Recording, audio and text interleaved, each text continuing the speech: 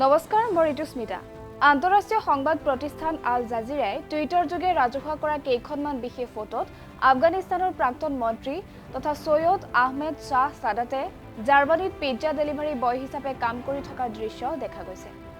সাদাতে অক্সফোৰ্ড বিশ্ববিদ্যালয়ৰ পৰা কমিউনিকেশ্যন আৰু ইলেক্ট্ৰিক ইঞ্জিনিয়াৰিঙত দুটাকৈ স্নাতকোত্তৰ ডিগ্ৰী লাভ কৰিছিল। বিগত দুটা দশক ধৰি সাদাতে কমিউনিকেশ্যনৰ ক্ষেত্ৰখনত সৌদি আৰব সহ 13খন দেশৰ 20টাতকৈও অধিক কোম্পানীৰ সৈতে কাম কৰি আহিছে। সাদাতে 2005 চনৰ পৰা 2013 চনলৈ আফগানিস্তানৰ যোগাযোগ আৰু তথ্য প্ৰযুক্তি মন্ত্ৰালয়ৰ কাৰিকৰী উপদেষ্টা হিচাপে কাম কৰিছিল। তেওঁ 2016 চনৰ পৰা 2017 চনলৈকে লণ্ডনত আৰিয়ানা টেলিকমৰ মুখ্য কাৰ্যবাহী বিষয়া হিচাপেও কাৰ্যনিৰ্বাহ কৰিছিল।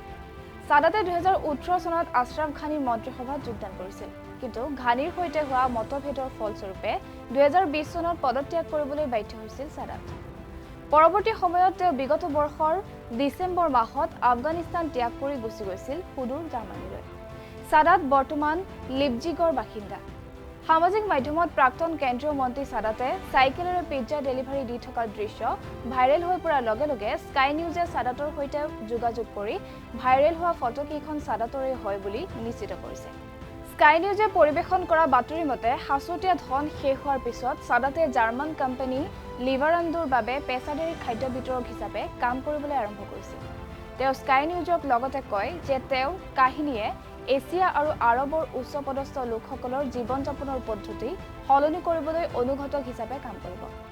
এসময়ত নিৰাপত্তাৰক্ষীৰে আৱৰি থকা সাদাতে এতিয়া চাইকেলেৰে পিজ্জা বিতৰণ কৰে। এয়াই সময় চাই থাকিব দ্য ক্ৰছকাষ্ট।